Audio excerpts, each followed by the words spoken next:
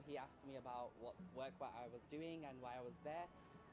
So that was amazing. And then we met Hamza Yousaf and his wife. The First Minister of Scotland? The First Minister of Scotland, yes. So we spoke to him, we took a selfie with him.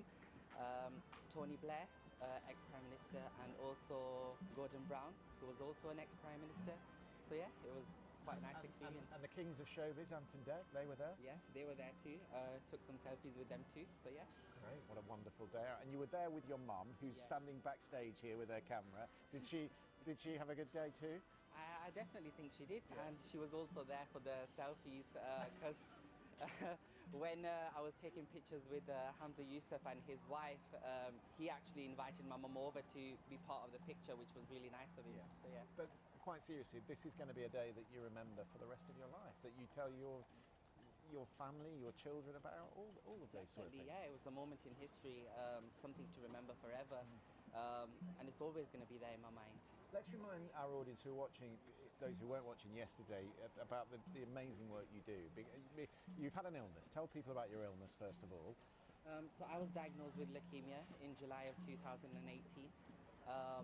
And I think my community work journey started during Christmas 2018, when I saw kids on the ward who actually weren't going home for Christmas and didn't have anyone in the ward there for them. So on the day that I was allowed out, I said to my mum, let's get some Christmas presents together and give them out on the ward to those children. And the proudest moment for me was seeing smiles on those children's faces, and I knew that that's the right direction to go in. 6 months later, a 9-year-old girl met me in the ward, and she said to me that she's being bullied at school due to her cancer. And I was like, that deeply resonated with me, and what's going to happen when I go back to school. So I ended up making a presentation raising awareness on cancer, which I delivered at schools, colleges and universities around East Lancashire. And then I think my presentation was recognised by a radio show. So they offered me my own radio show then. I did my own radio show, raising awareness on mental health, bullying, all the taboo topics that weren't really spoken about in communities.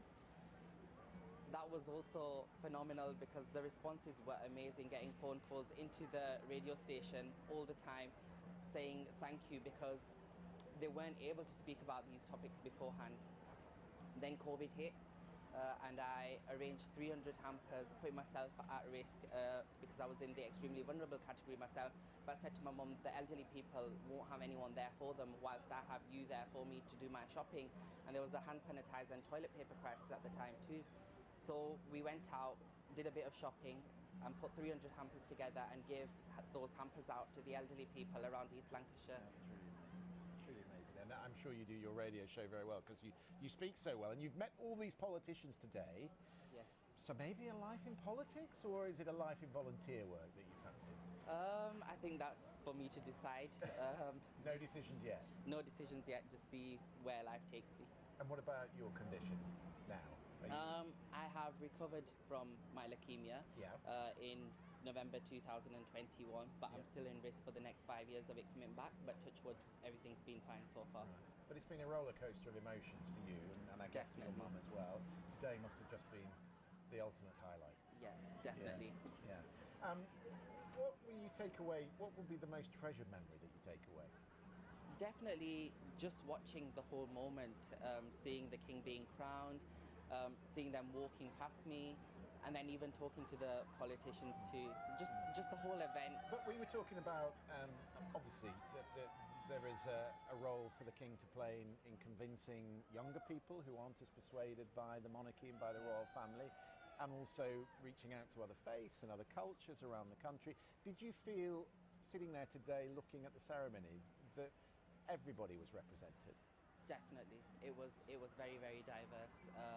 There was people from Asian communities, everyone basically, and the fact that the